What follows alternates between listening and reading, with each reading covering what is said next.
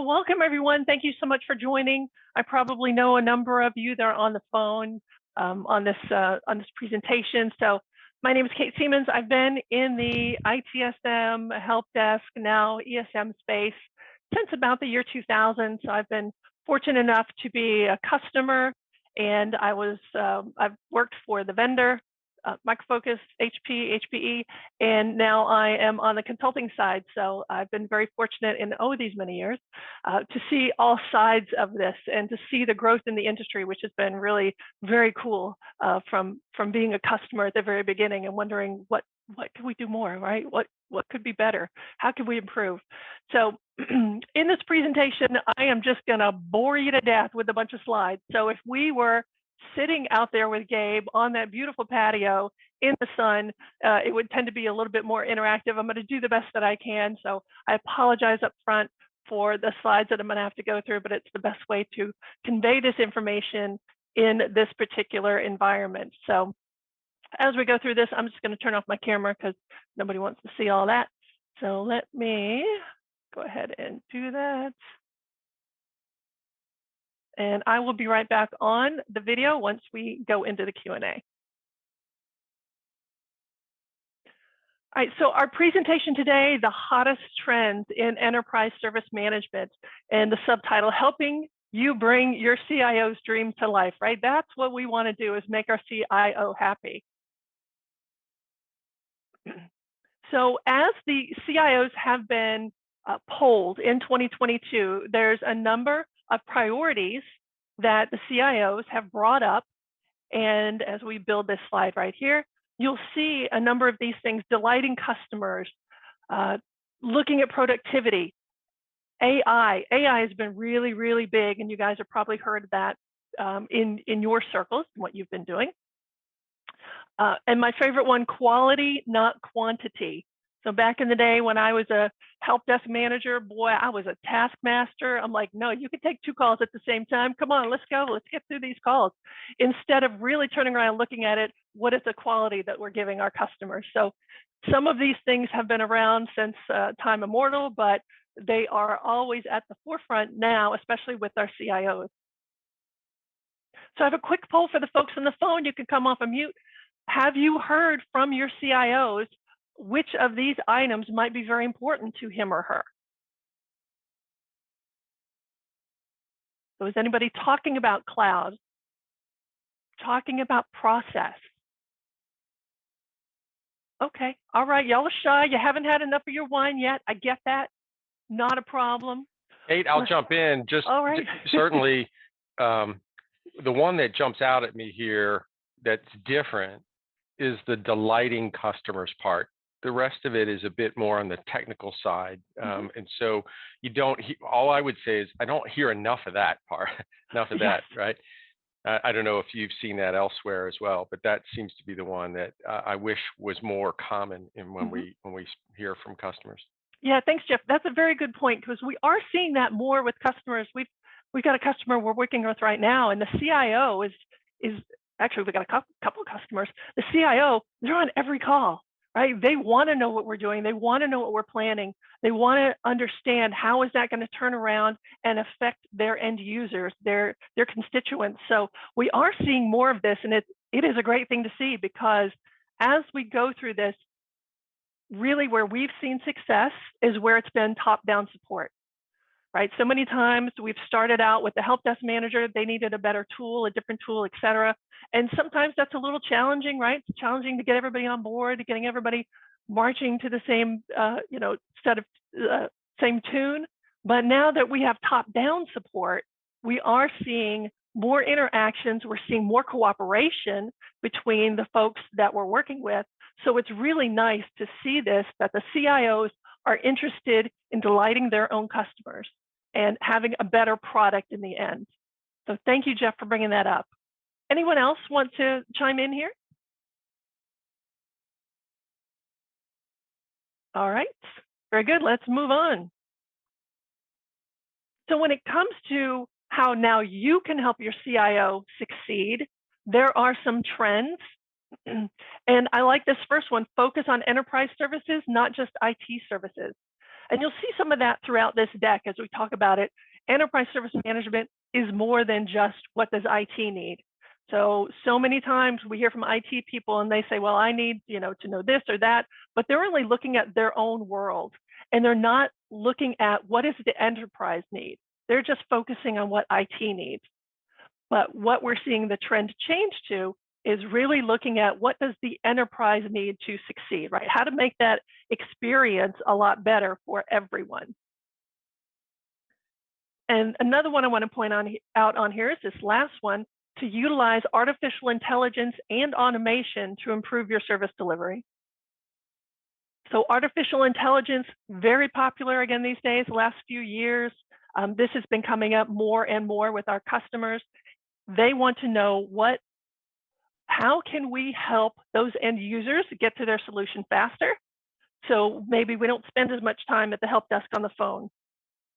And it makes those customers, again, delights those customers because now they're going to get their answer a lot faster, whether it's using the artificial intelligence to get to the answer or using automation. And when we talk about SMACs, there's a lot of automation built into the tool. So when we move forward through the different phases or what happens, automation within SMACs. In addition, we can have automation through RPA, robotic process automation, and also OO, that operations orchestration.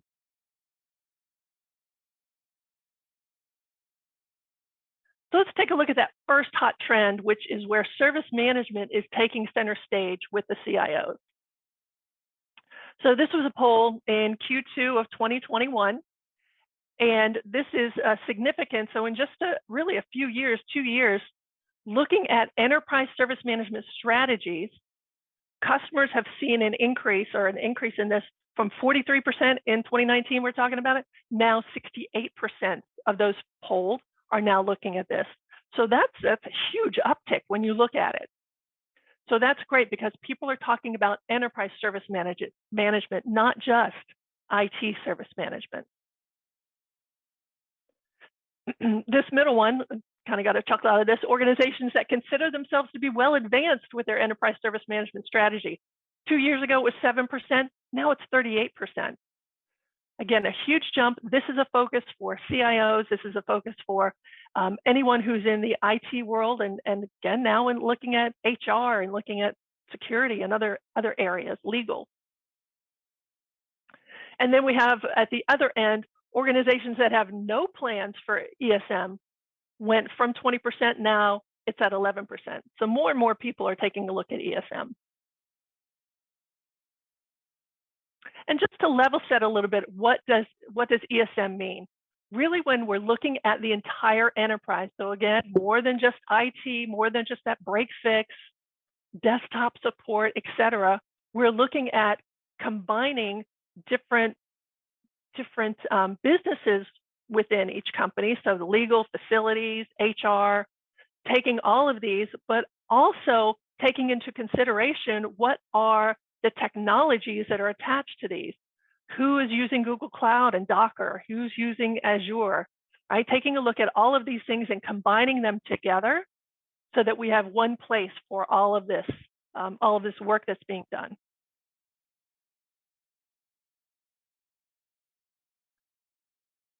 And when we're looking at the top 3 drivers for enterprise service management, I see this first one all of the time. Very, very popular with our customers, that process standardization and optimization. Gone are the days when you've got people who have their own little, we used to call them the fiefdoms, right? Their own little fiefdoms, their own little world. I've got my tool. I'm doing my thing in my tool. I don't care what you're doing over, with your tool, but I'm going to do it my own way. And what the CIOs are saying is, we can't afford to have all of these different disparate systems. We really need to come together, have some standard processes, and be able to optimize the tools that we do own.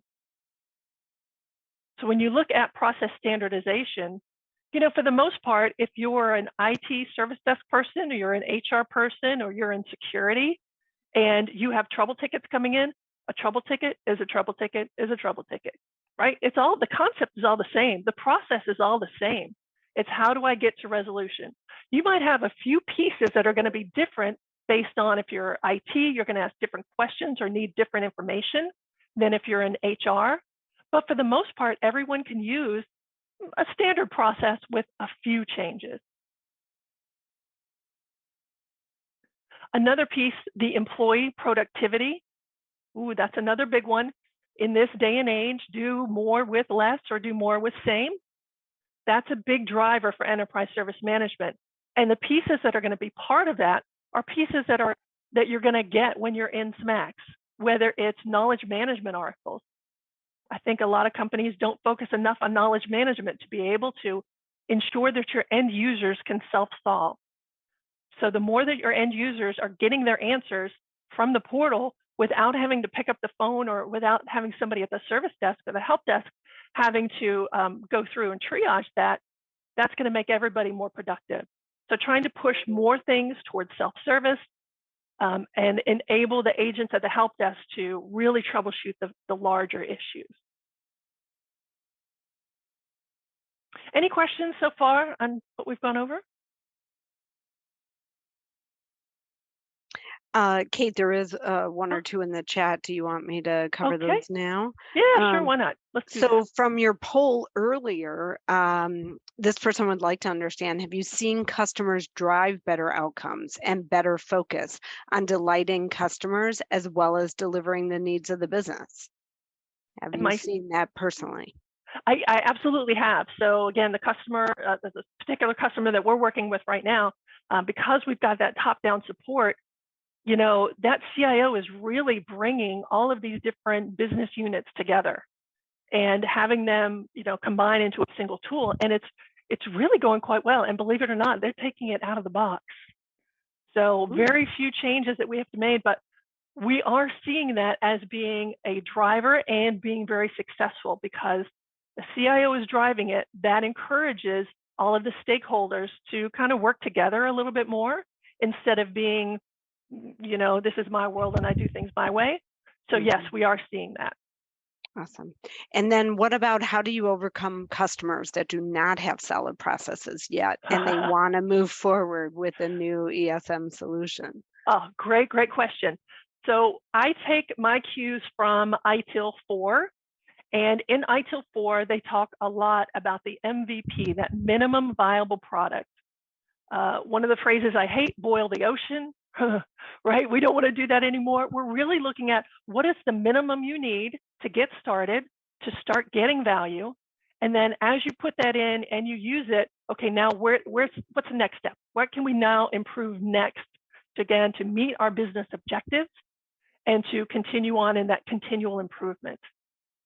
So yes, I'd say MVP is the single biggest driver when it comes to processes and what we want to implement when. Because don't be everything to everybody.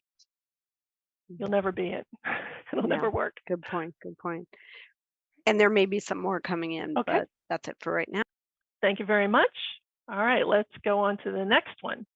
So who is adopting enterprise service management? We know customer service, customer support, that's 74%. We're used to that. But look at what else we're seeing. Look at facilities coming in at 31%. That's huge. Really taking a look at, you know, my desk chair is broken or something like that. Getting facilities in on that single enterprise service management, having that single portal for your users to report everything, and then utilizing it to push tickets out to facilities or to HR or to the security teams. That goes back to delighting your customers, right? One place. I know for me personally, I'm a very online person. I want to find the answer. I don't want to have to go talk to anybody. So if I can have a portal that's very useful to me and gets me the information I need, I'm a happy girl. So we are seeing an uptick in some of these other areas for the adoption of enterprise service management.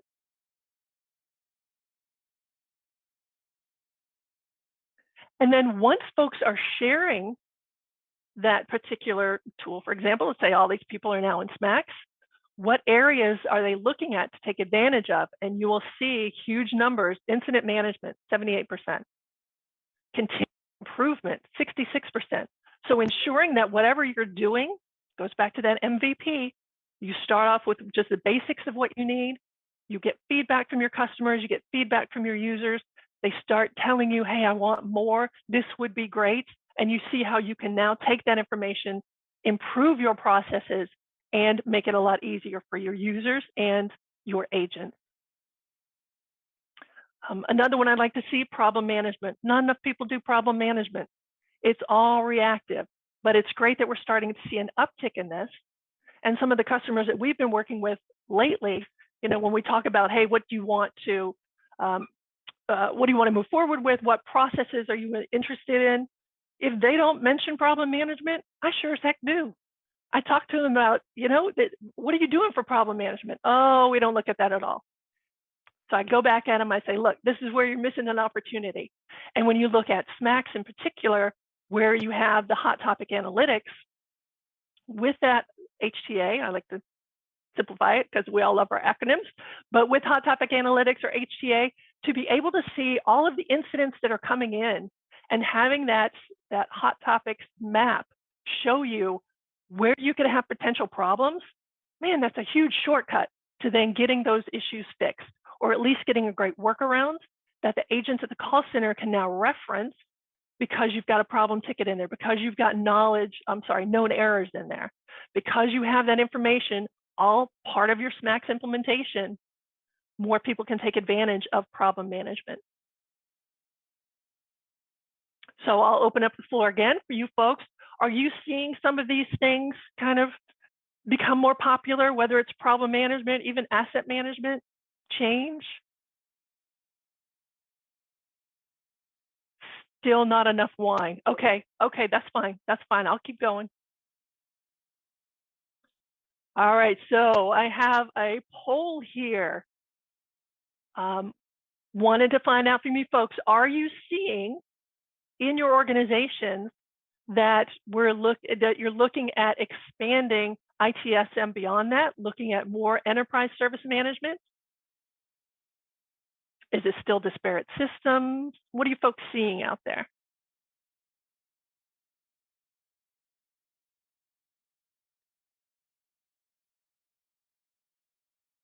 Okay, that's fine. All right, we keep going. Well, when you do decide to evolve your ITSM tools, there are a couple of areas that people are looking at outside of IT. This one is interesting to me because we are looking at, again, more business units, more business units that are looking to take advantage of that single tool to get what they need. So instead of having a bunch of disparate systems, let's pull them all together and start sharing what you already have an investment in. And this slide is going to show you some of the great ways to get started. Now, if you've been in any of my presentations or somebody from Micro Focus, whatever, you might have heard kind of start where you are, or if you're ITIL savvy, it's all about starting where you are. So you might have a business outcome that you need to get that's all centered around universal discovery. So your world might be, all of my assets are in Excel documents, and that's how we maintain them. Very popular. But in this day and age where everybody's looking to cut costs and really to understand what you have in your environment, you might need to start with something like universal discovery. Being able to have those agents go out, understand what's on your network, what's in those IP ranges, what's connecting in, and understanding how many laptops do I really have, because every laptop should have an agent on it. So it reports back whether you're sitting in the office or you're connecting onto the internet at home, right? Being able to understand where your assets are and how they're being utilized. So maybe universal discovery is going to be a great place for you to start. Another area that might be good is a unified portal.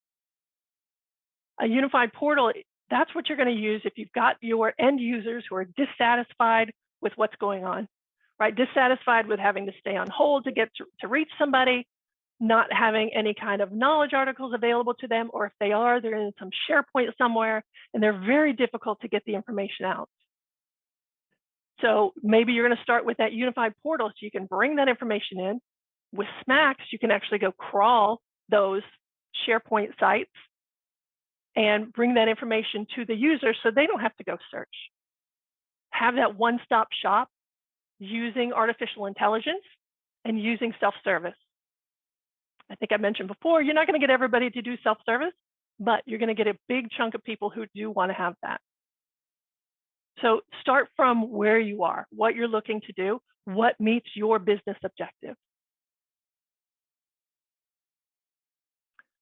So looking at enterprise service management and how it helps CIOs, you'll remember these from the very start: delighting customers, quality, not quantity. And so that goes back to how enterprise service management can help address these things that the CIOs are looking at. All right, service delivery, getting immersive. What do customers and users want? Oh, they want that unicorn. They want nirvana. We want to be able to find what they need easily, quickly, in a format that they can consume. Some people like to read, some people like to do, some people like to watch a video, right? A preferred choice of interaction. Provide your users the option of, do I want to chat? Do I need a phone call? Is texting better for me? Do I have a mobile app? Emailing in? However the customers like to interact with you, that's what they're looking for. They're like, I want to have multiple ways to get to you and make it easy. And sometimes this is reality.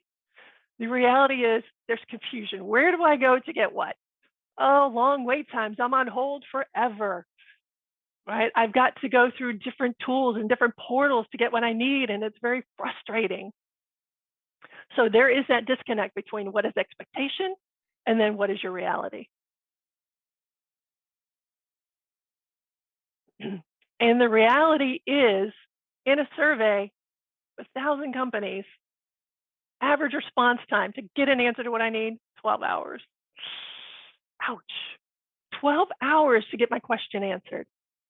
Now, you guys have probably seen this even outside of your company when you try to ask a manufacturer or somebody else a question. I know I've had this recently. I'm trying to build a garage, and the person or the company that I went to send me the parts, it took them 2 months to send me a list of what I need, of what I received. And now I'm starting to build it next week, and I've got missing pieces. But because they're not engaged, they don't care. They got the sale, they got my money, they don't care. But that's really the reality of what we see out there. And so for me in this experience, it's very bad.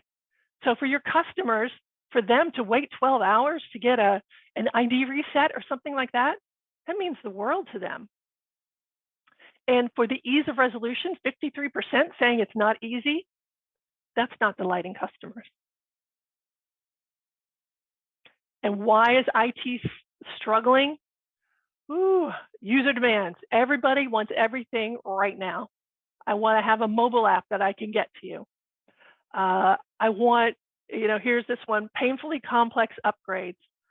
Again, I think we've all been there. We've got applications that are just, you dread having to upgrade them. And you got IT budgets that are usually being cut back.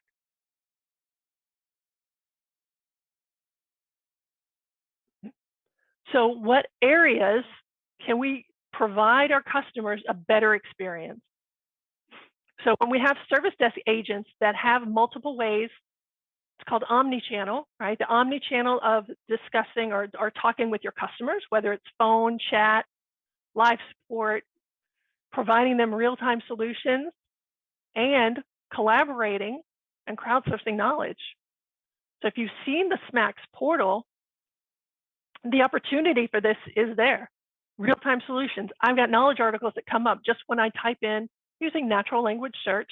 I've got information that comes up very particular to what I'm asking about. I have the ability to collaborate, ask a question to the user community. It's all tracked, it's online. I can see what everybody else is responding to it.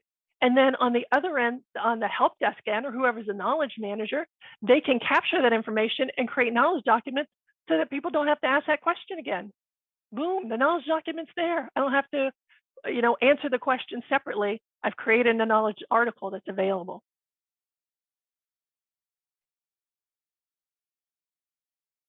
And how do these immersive things go back to those CIO objectives? These should be looking familiar to you. Delighting customers. Having usability results in a 90% increase in online service desk usage. Can you even fathom having 90% of your calls, or 90% of the calls that come in either resolved by end user portal, by knowledge articles, by artificial intelligence? Man, again, that's nirvana. That's that unicorn we're all searching for.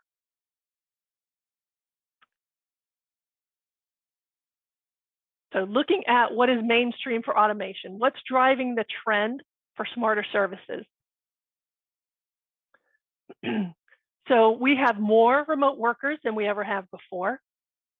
We've got a number of new employees and that digital transformation, trying to put everything online, trying to be able to be very flexible about where you're going to find your content. And this is interesting. It used to be the drive was only about 3 to 5%. People were pushing for those things pre-COVID, but now it's really that 35%. These tickets have really increased because of these factors, because more people are remote and they can't turn around and ask their neighbor, how do I fix this?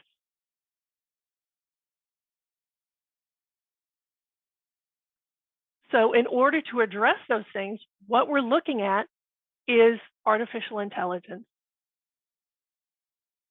And so many companies are turning to AI, which is built into SMAX, but turning to AI to resolve some of these things. The predictive service and intervention, having your users in that service portal ask their questions, and then having artificial intelligence bring back the answers, help solve their problems. Looking at more automation within the contact center itself, so that if I'm an end user and I need my password reset, I can go online to the portal, I find a catalog item that says reset X password, I submit my ticket, automation goes out there, talks to the application, resets my password, comes back to the user and says, you're all set. That's going to be service to your end users. And what items are part of AI? It's all of this. It's machine learning, it's chatbots, it's virtual assistants. We talked about RPA, robotic process automation, that thing that I can't say. And natural language processing, being able to understand or having your users type in what they need and understand what they're asking for. So as part of this, chatbots, AI, virtual agents, this is the new normal. This is really where everybody's going. I'm going to skip this because I'm not sure the video is going to come out, but I'll give you guys this, the link to this. This is pretty funny. This is 2 chatbots, and they're trying to talk to each other. So that's kind of fun. I'll send you that link for that.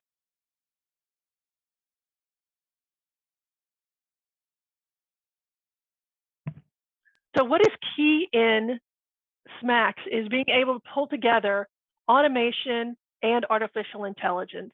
So using what is built into SMAX to help resolve your issues. So we talked earlier about problem management and having that hot topic analytics in order to understand what your biggest issues are and creating problem tickets. And then the next step would be using automation to move it through either its workflow or to resolve the issue. And here we go. How do those things, how does AI help with the CIO's objectives? You'll see some numbers here. Chatbots responsible for business cost savings over 8 billion. 8 billion. It's probably a lot bigger than a lot of what your worlds are, but it's a pretty impressive number. Right. Again, for the sake of time, I'm going to give you the links so you can see how Max is going to help you with the with the mobile clients. I'll skip that, and service management, AI driven.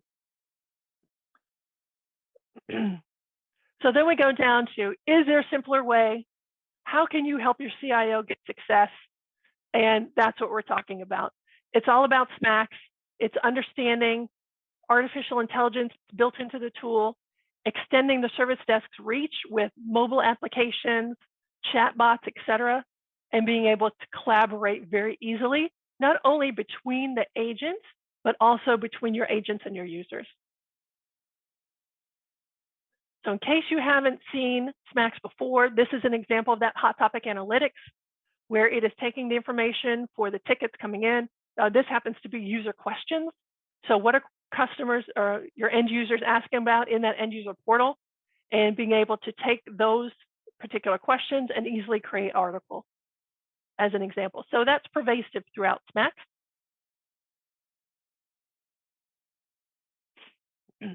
You can extend SMAX beyond just IT.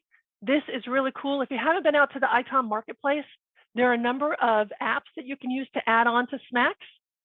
And they're, gosh, a little bit of everything. I know personally, Whitlock, we've put out there a new to-do queue that's going to be out soon because of SMAXtember. So we've got an update to the to-do queue, but there are a number of different apps out there, like scheduling maintenance, time tracker. We've got a customer right now that is using the time tracker. We've got that same customer who's using this risk assessments. So we're utilizing the information that's out in the marketplace in order to enhance or extend what's happening at the service desk. And lest we forget enterprise service management, ESM, out-of-the-box HR workflows.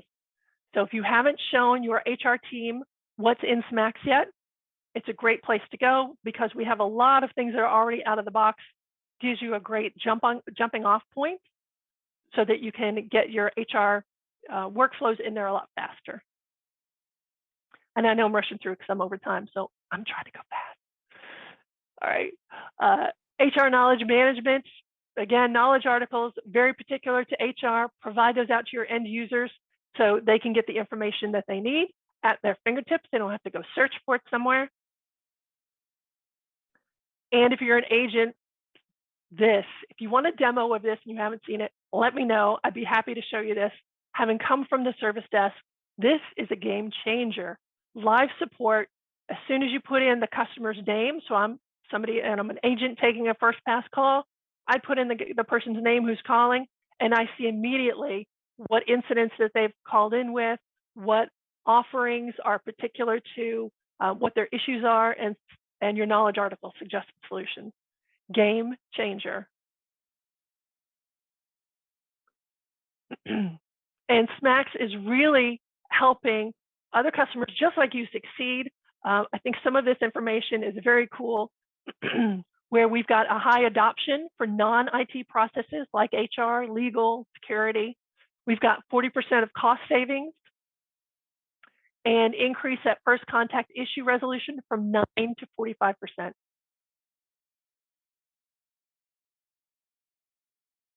Any questions other than, can you shut up so I can get some more? Yeah, no, there is one I definitely want to cover, Kate. Great. So what is the best way to keep track of configuration items in a hybrid environment? For example, cloud, on-prem, etc. So the best way to keep track of it, honestly, is universal discovery. So I know I've seen other tools that do the whole discovery piece, but with universal discovery, you can have it discover those cloud environments and bring back information about those cloud environments and store them. So you understand, sometimes people spin up a cloud environment quickly and then shut it down, and sometimes it's so quick you miss it. But universal discovery can help with that. So universal discovery and also HCMX, hybrid cloud management. It's kind of an offshoot. It's an offshoot, but kind of part of SMAX. You'll see a very similar end user portal with it, but you give that out to your agents who need to spin up different cloud environments. And so they select which environment they need, what they need it for, and then it can automatically go out and spin up that environment. And it can tear it down when you schedule it as well. But really the combination of Discovery, HCMX, and SMAX, those together would be a great way to really have a handle on what your configurations items are and where they are. Awesome. And then just one more, and if any others come in, perhaps we can get to those offline. Okay. Do you need an AI or automation specialist to deploy AI in ITSM or ESM? Yeah, you don't. So what's very cool about SMAX is a lot of the AI stuff is built in. Like you don't have to do anything. You just turn it on and go. And it's going to start learning based on the questions that are coming in, based on its interactions. It's going to learn and get smarter as you go along. Okay. And when we go to like operations orchestration, that piece, if you want some automation from that, that's called a drag and wire. You drag and drop what you need. And it's simple. So somebody even like me who is not kind of in that world, I can create operations orchestration flows very simply and then connect them back into SMAX. So for example, if you need to, I don't know, reboot a server, right? That's very popular. You can make an OO flow that pretty much anybody can do. You don't have to, fat finger something. You just put in what your server name is and boom, it goes out and does it and comes back, and it's very efficient. Okay. And I see Gabe is here. Should Oh, we wrap up, Kate? yeah, let Or... me see. Hold on. Let me. Right. Oh, look at all these slides I have. You guys are missing out. All right. I just want to say really quick, let's go to, I'll give you guys these slides as we go out, but sorry to take your time, Gabe. Couple things about SMAX, no code approach. Really want to put that out there. It is so much easier to create your workflows, to create the transitions, because it's all in one place, and it's where you go and build those in the studio. And again, we can demo that whenever you're ready. Here's that provisioning, cloud spend. And sorry, I'm just going to fly through these because I want to let you know the analysts are really falling in love with SMAX. And you can see, like in research in action, we're way up there in the Micro Focus in the market leader. And then we're also right here, right? We're always in this upper quadrant on a lot of these different marketing tools. And we'll give you a link to more information, demos, et cetera, et cetera. That's what I have. Everybody's waiting for Gabe. Y'all don't want to talk to me. I get it. I'm all right with that. If you do have any questions, feel free to reach out to me. I'm happy to help.